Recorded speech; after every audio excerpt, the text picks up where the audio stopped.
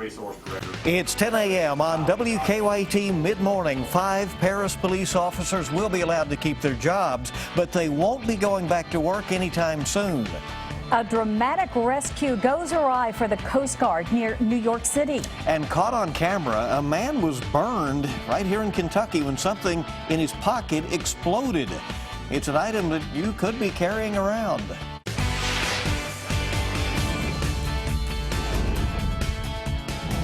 This is WKYT Midmorning. Good morning. So nice to have you along here on this Thursday. The weekend is in sight. I'm Bill Bryant. And I'm Barbara Bailey. Also, a few little flurries out there in sight. That's right. Exactly. A few more in some areas. Yeah. So let's check in with Micah right now, who is tracking that. Good morning. Hey, good morning. You know, it's been snowing around here since about the evening and nighttime last night. I mean, it's been going. Just hasn't been hard enough to actually stick to the ground because the ground's pretty warm. But you are getting stuff over toward the east and southeast that actually getting light accumulation. Look at the Mountain Parkway. Nothing on the roads. However, you look in the grass and there you go. Have a little coating there on the grass. 36 now in Frankfort. We'll be in the mid to upper 30s today as those temperatures do not rise from where they are much. I mean, maybe a degree to about 3 degrees and that's about it. However, could see some snow, could see some rain too. I'll explain that coming up in just a few minutes. And let's get to the news this morning. After meeting for nearly 12 hours, a meeting that went on into the overnight, Paris City Commissioners voted about 2:30 this morning to allow 5 suspended police officers to keep their jobs. However, the officers won't be allowed to return to the force for another 3 to 6 months. The police chief told the City Commission that he wanted the officers to be fired for several policy violations, including spending too much time at the dispatch center. Some officers will be allowed to return to work in late May. Others will have to wait until August.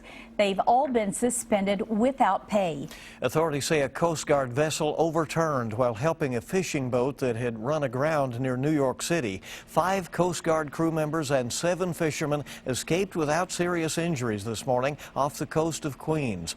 The Coast Guard crew members, wearing protective gear, swam to shore. Their 25-foot boat flipped when it was hit by a 10-foot wave. The Coast Guard got a distress call around 2 o'clock this morning from the 76-foot-long fishing boat. It was initially taking on water. Its crew got that under control and then ran aground off the coast of Queens. A Coast Guard helicopter lifted the fishermen to safety. Investigators are looking for the man who lived at a home that caught fire overnight in Lexington. The home on Mulberry Drive off Woodhill Drive caught fire around 1:30 this morning. The home was heavily damaged. The battalion chief says he's surprised it's still standing. Neighbors told firefighters that a man lives inside the home. However, after searching, firefighters say he was not inside. For the second time this month, a Lexington woman says she woke up to find a stranger in her bedroom. The most recent case was around 2:30 this morning. The woman says she heard a man come crawling through a window of her home on Marcellus Drive off Loudon Avenue. Police say she went after the man who threw her onto a bed before stealing her purse. They're still looking for that intruder. Coming up on WKYT News at noon, you'll hear from the woman about that overnight crime. At least 8 people have been killed by a powerful, fast-moving storm system that has swept from the Gulf Coast into the Northeast. That system triggered a string of deadly tornadoes. Strong winds and drenching rain have also been problems. Don Champion has a look at all the damage. A dangerous weather system moving up the East Coast brought down huge trees in New Jersey, New York, and Massachusetts overnight, crushing cars and damaging homes. During the storm, this 3-story abandoned building in the Bronx collapsed. There were no reports of injuries. The same storm had state police in Waverly, Virginia, combing through rubble with flashlights. Everything's destroyed. After a tornado ripped through the tiny farming town. Look at that. You see what happened? Vincent Donald survived. Some of his neighbors did not.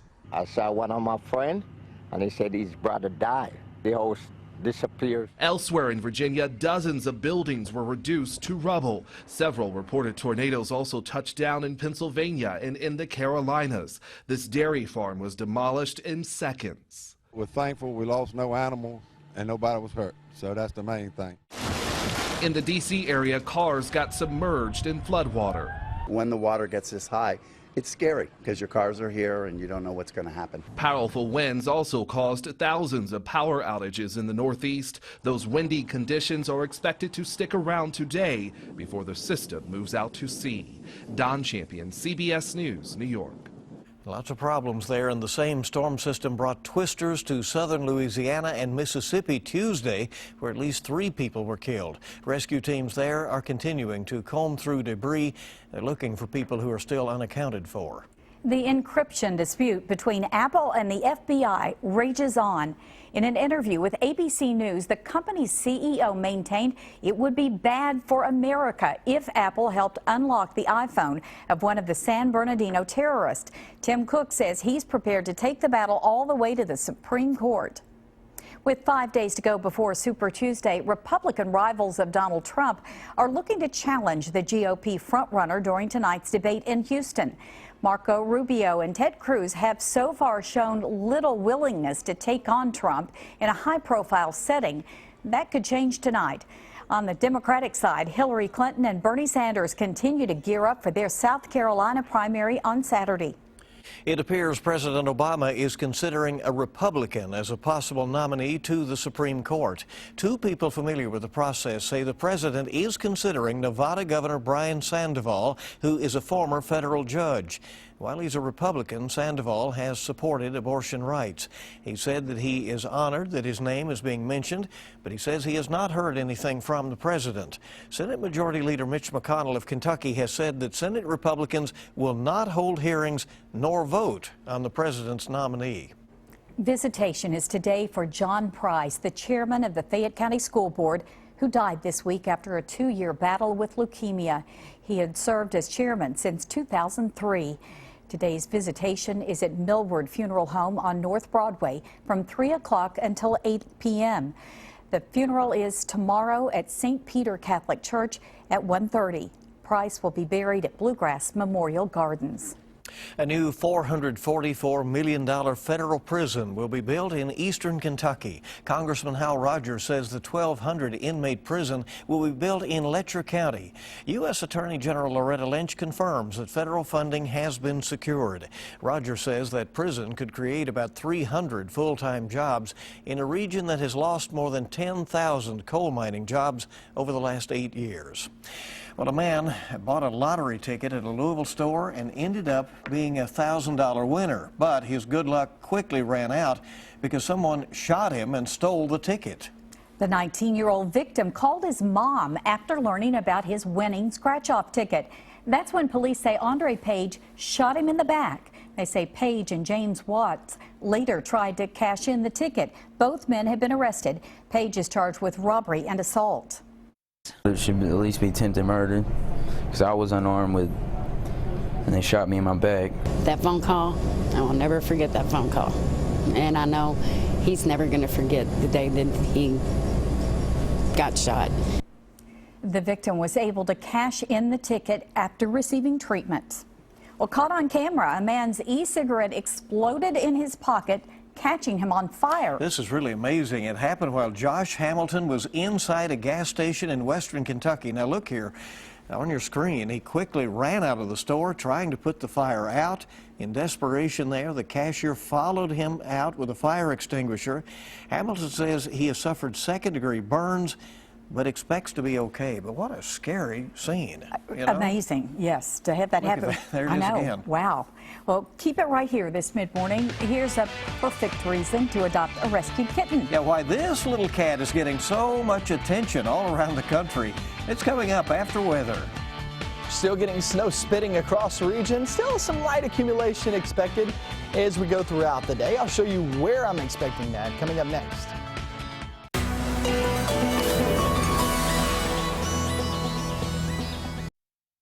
Now, your zone-by-zone forecast with meteorologist Micah Harris. We still have that spitting snow out and about. None of this is really heavy snow, so it's really not going to cause many issues. Still trying to stick on the grass, much less trying to get on the roads. The roads are pretty warm. Grass, it's able to in some spots, and we're going to show you the look on Defender Radar Network. And look, a lot of this very widespread. It's going to be this way the rest of the morning. Into the afternoon, we may I'd say may, get some rain mixed in. But for the most part, this is going to be your look. Getting some higher reflectivity showing up there in Elliott County. That's where you could pick up some light accumulation. I would say for the northeast, east, and down toward the mountainous region. This is an area in the higher elevations you get above, say, 2,000 feet. Then you're talking about maybe a couple of inches of snow. If it's not there already, just continues to funnel on in, and that's going to be the case as we go throughout the rest of the day. Mountain Parkway still looking pretty good. I haven't heard of any issues, and we checked the camera over there. The roadways look fine. You're getting some light coating there on the grassy areas. And then we hit the afternoon. Temperatures aren't going to really rise that much more. Maybe a degree, 2 or 3 in some spots. That's about it. What you feel outside is what you're going to have the rest of the day. And like I said, you could have some rain mixed in later on today. Then we're looking throughout the night and into tomorrow morning. A couple of flurries possible. That's it. And so Friday isn't all that bad. I know it's still going to be pretty chilly in the 30s, maybe some lower 40s. But then we hit the weekend. The weekend looks good. 50 degrees on Saturday, 60 on Sunday. If you don't have plans, you want to make some plans there for the weekend, as everything looks just fine. Here's your 7-day forecast, 30s the next couple of days. And then we hit the weekend, 50s and 60s. Look toward next week. I really don't see a system coming in here until maybe Thursday, Wednesday, Thursday, that could maybe drop those temperatures. But for the most part, this is a spring-like forecast, except for these 2 days. But once we get past these, which aren't all that bad, once we get past these, Saturday and Sunday look pretty fine. The big story, or the big thing that helped us out big time, road temperatures. They're anywhere from 40 to 45 degrees. So it's hard for this snow to stick there. Yeah, they were just wet this morning. Yeah, absolutely. Which is good. All right, Micah, thank you. Well, thanks to a stranger, a little kitten with a distinct facial feature has a new lease on life. Oh, so cute. Meet Sally Ann. This cute kitten was found by a California Salvation Army worker after someone left her in a donation bin. The worker alerted a nearby animal rescue group to the discovery. Now, without hesitation, they rescued Sally Ann, but when she arrived, they were really surprised by a dark patch of fur that resembles a mustache. They think the kitten's whiskers will help her find a home in no time. We think she's a movie star potential here with that look, or at least the next internet super sensation. The rescue says Sally Ann should be ready for adoption by tomorrow. Very cute and now very famous. Well, you know, Grumpy Cat was so, That's right. so famous, so I don't know what the nickname will be, but, I don't know, but yeah. Well, she sure is cute. Sally Ann, there she is. Well, which Oscar nominee is the highest paid, and why TV's favorite geeks are having a party? Suzanne Marquez has your eye on entertainment. TV's most popular sitcom is marking a major milestone. The Big Bang Theory airs its 200th episode tonight on CBS. The show is promising a special cameo and the return of some old favorites. The sitcom is set in Pasadena, California, where the real-life mayor has proclaimed it the Big Bang Theory Day. We're in the Oscar countdown, 3 days away from the Academy Awards, and Los Angeles is Party City.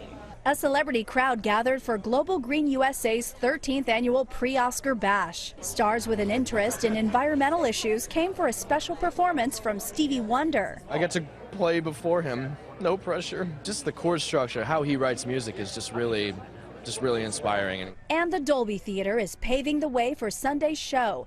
They rolled out the red carpet where celebrities will show off their Oscar fashions. Of all this year's Oscar contenders, Jennifer Lawrence is already the winner in one category, Best Paid. Forbes magazine says the Joy nominee earned $52 million in 1 year. The Revenant star Leonardo DiCaprio came in second with $29 million. And that's your Eye on Entertainment. Suzanne Marquez, CBS News, Los Angeles. All right, hope you'll keep it here on Mid-Morning. How does this sound to you? You can build your own pizza and have it on your plate in about 6 minutes. Details about a new pizza place here in Lexington next on WKYT. Friday night's Mega Millions jackpot is $125 million. And Saturday night's Powerball jackpot, $266 million. We'll be right back. All right, still setting up here, and it's good to have you along on WKYT at Mid-Morning. If you like pizza, you're going to love this. Tomorrow, the grand opening for a new pizza parlor right in Lexington. Uncle Mattys. That's right, Uncle Mattys Pizza. Coming to Lexington. We're joined by Billy White and Stephanie Daniel to tell us all about it. And Bill is passing some great ingredients over here. We're going to make one up here. Thank you very much for coming in. That's called prep work. Oh, okay. Good. He is very good. He's really good. He shouldn't give up his day job, but we'll consider hiring him. There you go. Thanks for having us. Thank you. Tell us about your new place. Well, Uncle Mattys Pizza is a franchise concept that we just fell in love with a few years ago. About a year ago. A few years ago, we started Jimmy John's. We do all fresh and prep everything at the store, and they do the same thing. This is an incredible concept. The fast casual pizza business is just blowing up, where you're going to sit down, you're going to order your own. By the time you sit down, the pizza is going to be in the oven. You can be to your table in about 6 minutes. So it's been that fast. It really is, and it's going to be a huge category because it's never too early for pizza. Everybody loves pizza. Well, and people will be able to pick exactly what they want. You have some of the ingredients here. How does it work? Okay. We start off with our garlic olive oil, which is made fresh in-house. You want to just shake it up, mix in the oil and the garlic. You want to go ahead and portion it out into your strudel, your 1 ounce. You want to go ahead and spread it directly into the center of the dough, and then you want to go spread it out evenly. There you go. After you spread that out, just a little bit there so folks can see what you're doing. Yeah, there you go. Looking really good. Right. I want to take the base of our baby organic spinach, spread it lightly onto the bottom of the dough. And Stephanie, while you keep working, tell me, what's it like to be under this kind of time pressure? You got to get this together fast and to get it on those tables, right? Yeah. It's nerve-wracking, but it's really fun because when our guest comes in, we treat them like our family. Yeah. So I see them as my siblings coming in. So that's good. I'm really excited to see them over. So you're putting on great cheeses, and you can have some tomato and all of that. What is the response when people? I'm sure you all have tried this out. What do they think? It has been phenomenal. This week we were in training. Stephanie's from the headquarters, and we've made probably 600 pizzas, but we have no customers yet. So we've been everywhere from the UK football office to the Ronald McDonald House. So I should have stopped by. And the response has been phenomenal. We open tomorrow, Friday, and we have a Facebook coupon that can bounce back through our Facebook page back to your email. We're pushing 3,000 claims already, which is phenomenal. Yeah. So the response has been fantastic. Billy, you said you want to help some local charities as well early on. We do. It's important. We've been in the community for about 16 years, and we really think that's important. We've been to the station house number 1 for the firemen. We've been to the police station. The other night we donated maybe 60 to the Catholic Action Center. Yes. Overnight, they had 60 or 70 people sleeping overnight. So that's going to be a big part for us is fundraising. Lexington is a very close community. The Chevy Chase area cares a lot about the community, and we're going to be part of that. We're looking forward to it. Okay, what people need to know, it opens tomorrow, and you're right by the new Kroger. Right on the corner of Marquis and Euclid. We've got a couple big garage doors that will be open up to our outside patio, and it looks like Saturday and Sunday are going to be perfect for that. So we open tomorrow, and Saturday is free pizza from 11 to 2 for everybody. For everybody, 11 to 2. What an offer. All right, so there you go. Thank you all very much. Appreciate you coming in. Appreciate it. Keep it here on WKYT Mid-Morning. We'll be in the Mr. Food Test Kitchen next. We're glad you're with us today. If you're craving something sweet and salty, this homemade candy is so delicious and so easy to make. People are going to think you bought it. It sounds like a great combination. Today in the Mr. Food Test Kitchen, it is sea salt cashew turtles. We love salt. Besides bringing out the flavor of our favorite foods, it's a mineral that our body needs, in moderation. Did you know that there are a load of different varieties? Of course, we're familiar with everyday table salt and probably kosher salt, which has a coarse texture that makes it great for pickling and cooking. Well, then there's sea salt, which is the salt that has been mined from seabeds or extracted from evaporated ocean water, which is very trendy in all sorts of dishes. But salt varieties go way beyond these. Today, we can readily find different gourmet salts that range from smoky black lava to pink Himalaya salt. And many of these salts are meant to be added to our food after they're cooked, adding a whole new flavor. One big trend we're seeing right now is to accent our sweets with salt. We're seeing this on everything from cookies and candies to chocolate bars. So we came up with a homemade candy by smothering slightly salted cashews with an easy homemade caramel and drizzling them with milk chocolate. And to put these clusters over the top, we sprinkle them with some sea salt. They look like we bought them at some fancy schmancy candy store, don't they? Want the recipe for our sea salt cashew turtles? It's online now, so you can impress your friends and family with a sweet and salty combo that they'll absolutely drool over. I'm Howard in the Mr. Food Test Kitchen, where every day we're looking for a sweet and salty way for you to say, ooh, it's so good. Pizza and I was about to say Pizza, then have your little treats. That's a good thing. You know, I'm just eyeing that pizza. The pizza looks fantastic. Here's something else that looks fantastic. Not today, not really so much tomorrow, but it's after that. So today, still some light snow, maybe even a little rain mixed in later on today. None of this is going to be a major issue. We can still get a coating. Remember, it's not the snow wasn't over this morning. It goes through the day, so it's going to be on and off all day long. And then we hit Friday, a couple of flurries, not a big issue. It's more about the temperatures than anything at 35. Saturday and Sunday, guys, they're in the 50s and 60s. Really, really good weather. And it doesn't stop there. It takes us off into next week, too, which looks pretty good. Almost start to smell spring, can't you? It's coming. Almost. It's coming. All right. About a month Soon away. we'll be there. Thank you so much for joining us for WKYT at Mid-Morning, and we'll be back here at noon with the latest. Your news is always on at WKYT.com. Have a great day, everybody.